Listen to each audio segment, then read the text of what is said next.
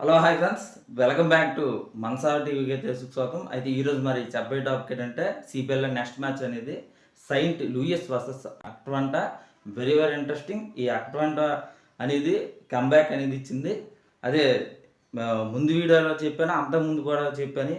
మరి ఈ జట్టు అనేది ఏసీడీసీ జట్టు అంటే కొన్నిసార్లు ఆడద్ది, కొన్నిసార్లు పర్ఫార్మెన్స్ చేస్తుంది అనేది మనం చెప్పలేము. కానీ అందరూ కూడా గట్టి వాళ్ళుగానే మనం చెప్పాలి, మంచి పర్ఫార్మెన్స్లోనే చెప్పాలి. మరి మ్యాటర్లోకి పూర్తిగా వెళ్ళిపోతే మరి ఇంకా మా ఛానల్ ఇంకా సబ్స్క్రైబ్ చేయకపోతే వెంటనే మరి సబ్స్క్రైబ్ మాత్రం మర్చిపోకండి. కింద అయితే లైక్ అయితే కొట్టి వెంటనే అయితే హైప్ అనేది ఉంటుంది, అక్కడ పాయింట్స్ అనేది ఇస్తారు. నేనైతే మనసారి అయితే కోరుకుంటూ ఉన్నాను. తప్పనిసరిగా సరే మరి కామెంట్స్లో కొంచెం స్క్రోలింగ్ చేస్తే అక్కడ హైప్ బటన్ అయితే ఉంటుంది, ఖచ్చితంగా సరే పాయింట్స్ అనేది ఇస్తారని నేనైతే మనసారి అయితే కోరుకుంటున్నాను. ఆ పాయింట్స్ కూడా ఫ్రీగానే మనం చెప్పచ్చు. నన్ను సపోర్టింగ్ అని చేస్తే చాలా చాలా మంచిది అనేది మనం చెప్పచ్చు.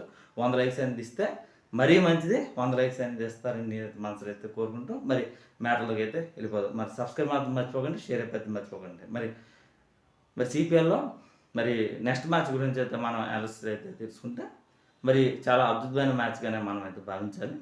మరి ఈ మ్యాచ్ ఎక్కడంటే సేమ్ గ్రౌండ్ అక్కడంటేనే జరుగుతుంది. ఎవరైతే టాస్ గెలుస్తున్నారో వాళ్ళతో బౌలింగ్ అందించుకుంటారో వాళ్ళే విన్నింగ్ అయ్యే ఛాన్స్ అనేది మరి 95% అనేది ఉంటుంది. మరి వాళ్ళు ఎంత కొట్టాలి, ఫస్ట్ బ్యాటింగ్ కానీ చేస్తున్న వాళ్ళు ఖచ్చితంగా సరే 170 180 కానీ కొట్టారంటే చాలా కష్టంగా ఉండే ఛాన్స్ ఉంటుంది. కానీ 150 160 ఈ లోపే వస్తుంది. వాళ్ళ చేజింగ్ అనేది చాలా ఈజీగా మరి చేయొచ్చు, చాలా ఈజీగా ఉండే ఛాన్స్ ఉంటుంది సెకండ్ ఇన్నింగ్స్లో మాత్రం. మరి ఇలా చూసుకుంటే బలబాలలో ఒకసారి సెయింట్ లూయిస్ పరిస్థితి ఎలా ఉంది ఏంటంటే, ఇప్పుడు ఇది ఛాంపియన్స్ టీము, డెఫినెటింగ్ ఛాంపియన్స్ టీమ్ అని మనం చెప్పాలి. మరి ఇక్కడైతే వైసే కెప్టెన్స్గా వహిస్తున్నారు. అప్పుడైతే డూప్లెసెస్ ఉండేవాడు, మరి డూప్లెస్ అనేది లేడు. వైసే అనేది చాలా అద్భుతమైన కెప్టెన్సీ వహించే ఛాన్స్ అనేది ఉందని చెప్పచ్చు. మరి ఇక్కడ బ్యాటింగ్లో చూసుకుంటే ఒకసారి చాలా అద్భుతమైన బ్యాటింగ్ అని చెప్పచ్చు. చార్లస్ నుండి కానీ చాలా అద్భుతంగా చెప్పచ్చు. సీఫ్యాడ్ నుండి కూడా వెరీ వెరీ ఇంట్రెస్టింగ్ అని, మరి అగస్టే చాలా అద్భుతమైన బ్యాట్స్మెన్గా మనం చెప్పచ్చు. మిడ్ డేవిడ్ అయితే మొన్నసారి ఆస్ట్రేలియాలోనైతే చాలా అద్భుతంగానే రాణించారని మనం చెప్పచ్చు. చాలా అద్భుతంగానే సౌత్ ఆఫ్రికా సిరీస్లో అయితే చాలా T20లో మరి రికార్డబుల్ ఇన్నింగ్స్ అనేది ఆడాడని చెప్పచ్చు. చాలా కీ పాయింట్గా మనం అయితే చెప్పాలి. మరి ఛాన్స్ కానీ మరి జాన్సన్ కానీ చేజ్ కానీ వీళ్ళందరూ కూడా మంచి ఫామ్లోనే ఉన్నారు అనేది మనం చెప్పచ్చు. మరి ఫ్రోడ్ వెరీ వెరీ మంచి బౌలింగ్ అని చెప్పచ్చు, ఫాస్ట్ బౌలర్. జాన్సన్ అనేది చాలా మంచి బౌలింగ్ అని మనం చెప్పచ్చు.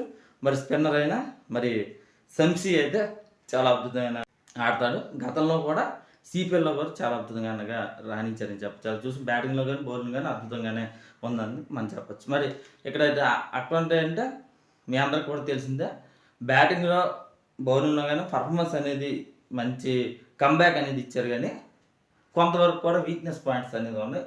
ఆ వీక్నెస్ని ప్లస్ చేసుకుని చేస్తాం. అంటే బౌలింగ్లో చాలా వరకు కూడా కొందరు రాణిస్తే అది బెటర్గానే మనం చెప్పచ్చు. ఆ కొందరే మెకై కానీ షీల్డింగ్ కానీ వీళ్ళందరూ కొంతవరకు రాణించారు. అందువల్ల కొంత ప్లస్ పాయింట్ కానీ మనం చెప్పాలి. ఇక్కడ ఆలిన్ విషయంలో కానీ మరి బౌలింగ్లో బ్యాటింగ్లో చాలా అద్భుతంగా మరి రాణించిన షకీబుల్ హసన్ కూడా బ్యాటింగ్లో బౌలింగ్లో చాలా అద్భుతంగానే రాణించారని చెప్పచ్చు.